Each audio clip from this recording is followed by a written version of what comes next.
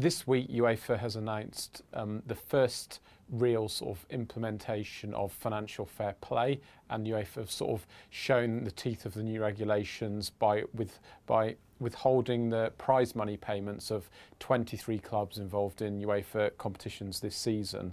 The first two seasons, UEFA are monitoring clubs, monitoring their accounts.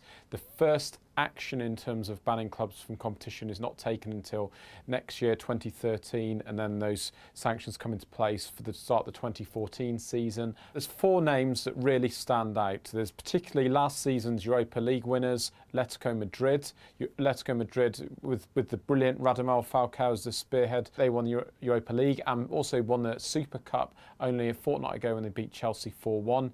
They've had their money withheld because they've not paid their transfer payments on time.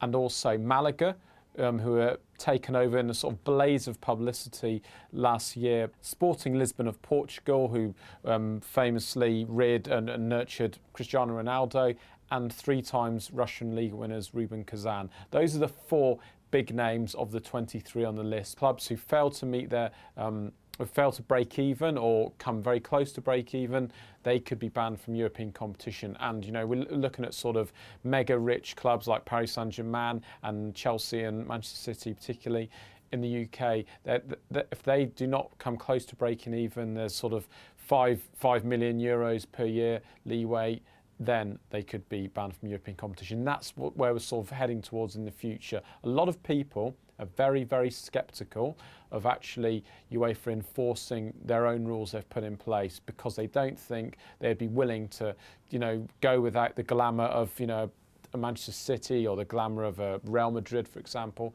in the Champions League. That's what we'll all be following closely in the years to come.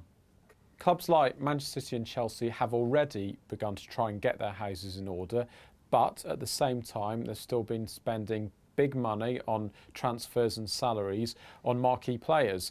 But what they've started to do is get different commercial deals. They're trying to make up for the huge losses they've made. Manchester City made 197 million loss, record ever Premier League loss in their last financial set of accounts. So clubs like Man City and Chelsea, they've tried to get enhanced shirt sponsorship deals, try to get enhanced kit deals. Manchester City got a new naming rights deal last year with Etihad, which is now the name of their stadium. However, with financial fair play, there are caveats. For example, a club can spend as much as it wants on its youth academy.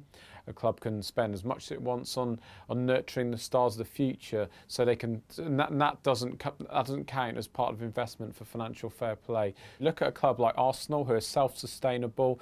You know, they make a profit every year. They don't spend beyond their means.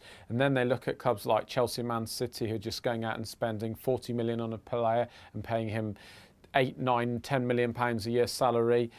The clubs like Arsenal think financial fair play will suit them. However, it shouldn't be forgotten that Roman Abramovich has publicly said he is a supporter of financial fair play and has told UEFA that he believes it should be brought in. If you boil it down, Manchester United should benefit the most, because they're in terms of Premier League clubs, because they're the richest. They make the most money in terms of commercial income. They make the most money on the gate. They have the Glazer ownership, which sort of muddies the water a bit for them, and they're 500 million in debt. But in theory, Manchester United should benefit the most.